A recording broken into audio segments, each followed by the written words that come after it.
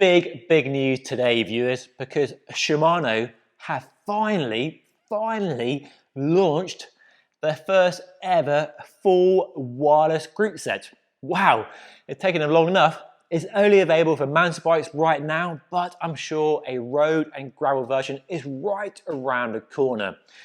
And I know I mostly cover road and gravel technology and bikes here on Just Ride Bikes, but I'm a mountain biker at heart, where I started in the mid-90s, and I love mountain bikes as much as drop bar, curly bar bikes. And regardless of the shape of the handlebars, I'm excited by bike technology. So let's dive in and have a closer look. So Shimano XTR Di2 launched way back in 2014, over 10 years ago, which is staggering. But you wouldn't know it because it's not popular at all. What is popular is this.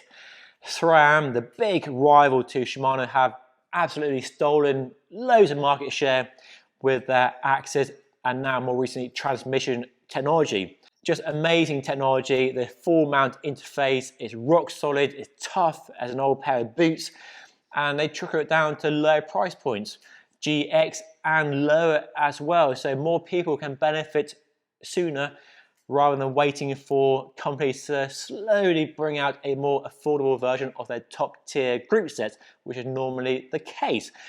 So yeah, massively popular, and also now becoming very popular in the gravel world with this 1x13 speed technology with Explore, and their road axis are really popular as well. And Di2 in the road bike world has been massively popular.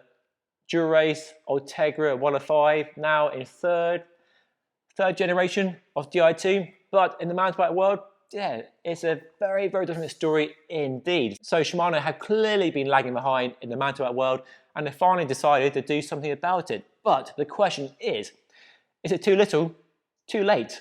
So fully wireless, their first fully wireless Di2 group set, so no wires, no internal frame batteries, no junction ports. The new rear derailleur, because it's one bike only, there's no front derailleur. The rear derailleur has a battery very neatly hidden, so a better job, I think, than SRAM, where it sort of slides into a carrier just here. And Campag is a bit clunky by comparison with different size batteries front and rear, and there's no sign of an ECA 1x13 electronic wireless group set yet. So Campag launched their group set Super Record 13 earlier today, linked out above in case you missed it. Yet two group sets in one day. Aren't we spoiled for choice? This new rear derailleur also has the company's latest Shadow ES technology. Shadow has been their name for a rear derailleur designed to be as low profile as possible to minimize rock strikes and impacts from things trying to break your rear derailleur. And compared to transmission, it remains to be seen how tough it actually is. They make big claims about how tough it is. There's skid plates, there's solid pulley wheels, there's higher chain tension to prevent drop chains, but crucially, it doesn't mount to a frame in the same way as SRAM transmission. It still mounts to a frame in the old-fashioned way, with the weak link being the mech hanger, often made of cheese. So that remains to be seen how tough it actually is. The rear derailleur itself might be tough, but the interface itself not as tough as full mount has proven to be since it launched just a few years ago. So yeah, key difference there, quite interesting differences I think.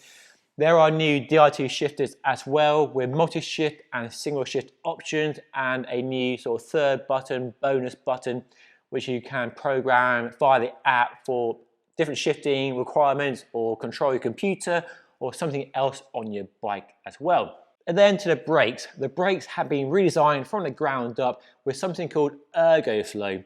What that means in real life is a more natural lever action that follows the angle of your fingers, especially under heavy braking, and a result, they claim, is better control, more confidence, and less fatigue.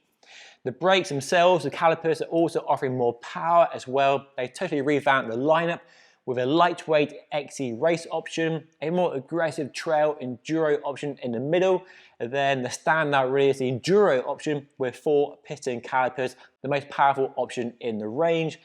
There's refined power delivery, a consistent feel across temperatures, and quieter pads that don't rattle are their claims, not mine. Shimano brakes have been hit and miss on the mountain bike world in the past with wandering bite points. so not always been as good as they should have been. And then for gearing options, it's 11 or 12 speed. There's no 13 speed like with SRAM Explore or Campag Eka. So 12 speed is your best you can get, with a choice of two cassettes, 1051, which carries over from their old lineup, and a 945. So that's a really interesting range, that is.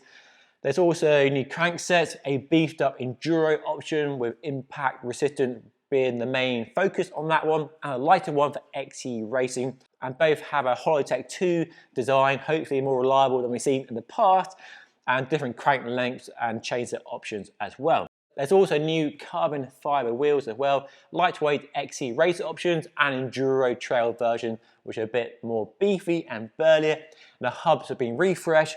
We claimed faster engagement from the free hub, better sealing, and easier maintenance as well. Their claims, not mine.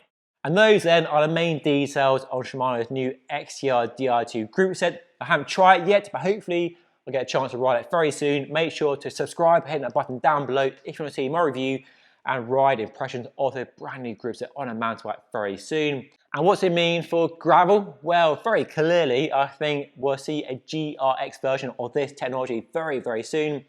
We've seen a crossover of mountain bike and gravel in the past with the previous GRX group set with shared cassette technology and shared rear mech technology as well, just different brake levers and hoods and crankset options. So I'd imagine what we see here is what we'll see in a version of GRX very soon, but there's still a question mark around how many speeds the group set will be. Will it be 12 speed as with the XTR Di2 here, which is probably the most obvious answer, or will they follow Campag and SRAM and go 13 speed, or do you think 12 speed is all that people need and Shimano are right to stick to 12 speed on their group sets? They're more backwards compatibility, of course, with current 12 speed technology. And what it means for road in terms of Dura-Ace and Ultegra, well, I guess again it shows the direction of travel for their technology. It doesn't take a massive leap of imagination to see a front derailleur with a similar battery technology here. Very easy to, I mean, the hoods are now wireless already with the last generation of Dura-Ace and Ultegra, no wires there. And removing the battery in the frame makes it easier installation, easier traveling as well, easier charging because you can remove the battery to charge separately from the bike and not have the bike near the main power with a cable going to the rear derailleur. So yes, exciting to finally see Shimano playing catch up with SRAM and also Campag to a lesser extent with a wireless version of their group set.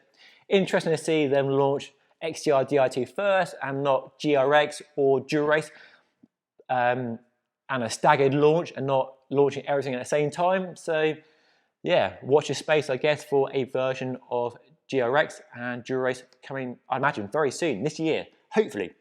If you want to see a review of the group set, let me know by dropping a comment down below and make sure to subscribe by hitting the button down there. And if you want to see a video on the SRAM transmission, because this is really the benchmark group set, in my opinion, right now for the gravel world and also mountain biking, then watch the video right up here. But that's all today. Thank you so much for watching. See you again very soon.